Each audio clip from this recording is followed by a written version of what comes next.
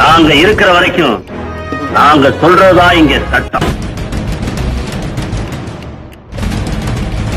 நாட்டுக்கு ஒரு சட்டங்கள் அப்படின்னாலும் வந்து பாத்தீங்கன்னா இந்த ஒரு 3 சட்டம் இல்லாம வந்து பாத்தீங்கன்னா கண்டிப்பா யாருமே வந்து எதுவுமே பண்ண முடியாது. ஒண்ணு வந்து பாத்தீங்கன்னா இந்திய தண்டனை சட்டம் ஐபிசி அப்படின்னு சொல்லுவோம். ஒரு நபருக்கு என்னென்ன தண்டனை வழங்கணும் அப்படின்றது வந்து பாத்தீங்கன்னா இந்த இந்திய தண்டனை சட்டத்தில் தான் இருக்கும். அடுத்தது வந்து பாத்தீங்கன்னா கோட் ஆஃப் கிரிமினல் ப்ரொசீஜர் அப்படின்னு சொல்லுவாங்க. ஒரு கிரிமினல் கேஸ் வந்து எப்படி நடத்தணும் அப்படின்ற எல்லா முக்கியமான விஷயங்களும் வந்து பாத்தீங்கன்னா சிஆர்பிசில தான் வந்து முழுக்க இருக்கும். அது மட்டும் இல்லாம இந்தியன் எவிடன்ஸ் ஆக்ட், இந்திய சாட்சிய சட்டம் அப்படின்னு சொல்லுவாங்க. இது வந்து பாத்தீங்கன்னா ஒவ்வொரு வழக்குக்கு சாட்சி என்ன முக்கியம், யாரெல்லாம் வந்து சாட்சியா ஏத்தலாம், இந்த மாதிரியான விஷயங்கள் சாட்சிகளை பத்தின ஒரு சட்டம் வந்து பாத்தீங்கன்னா ஒரு ஆக்ட் தான் வந்து பாத்தீங்கன்னா இந்தியன் எவிடன்ஸ் ஆக்ட். 3 சட்டத்தையும் வந்து பாத்தீங்கன்னா இப்போ பேர் மாத்த போறாங்க. அதுக்கான ஒரு பில்லை தான் வந்து பாத்தீங்கன்னா இப்போ இன்ட்ரோடியூஸ் பண்ணியிருக்காங்க. இந்த ஒரு பில்லுல கிரிமினல் ஜஸ்டிஸ் சிஸ்டத்துல வந்து பாத்தீங்கன்னா சில ஸ்பீடி டிஸ்போசல், அப்புறம் வந்து பாத்தீங்கன்னா நிறைய முக்கியமான அமெண்ட்மெண்ட்லாம் கொண்டு வந்திருக்காங்க.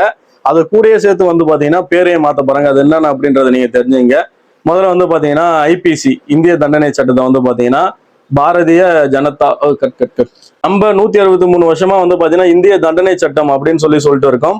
அதை வந்து பாத்தீங்கன்னா பாரதிய நியாய சன்ஹிதா அப்படின்னு சொல்லி மாத்த போறாங்க. அப்புறம் வந்து சிஆர்பிசிய பாரதிய நாகரிக் சுரக்ஷா சன்ஹிதா அப்படின்னு சொல்றாங்க. இந்திய சாட்சிய சட்டத்தை இந்தியன் எவிடன்ஸ் ஆக்ட வந்து பாத்தீங்கன்னா பாரதிய சாக்ஷியா அப்படின்னு சொல்றாங்க. 126 வருஷமா வந்து பாத்தீங்கன்னா நம்ம சிஆர்பிசின்னு சொல்லிட்டு இருக்கிறோம். அதுக்கும் வந்து இப்ப பேர் மாத்துறதா வந்து பில் இன்ட்ரோடியூஸ் பண்ணிருக்காங்க. 151 வருஷமா வந்து பாத்தீங்கன்னா இந்திய சாட்சிய சட்டம் சொல்லிட்டு வரோம், இந்தியன் எவிடன்ஸ் ஆக்ட்னு. அதை வந்து பாரதிய சாக்ஷியா அப்படின்னு சொல்லி மாத்த போறாங்க. எல்லாம் இந்தி வார்த்தைன்றதுனால அந்த அளவு தெரியல, அதனால பார்த்து படிக்கிறேன். நீங்க இந்த ஒரு பில்லை பத்தி என்ன நினைக்கிறீங்க அப்படின்றத மறக்காம கமெண்ட் பண்ணுங்க. தொடர்ந்து ஆதரவு கொடுங்க, சப்போர்ட் பண்ணுங்க. நன்றி, வணக்கங்கள்.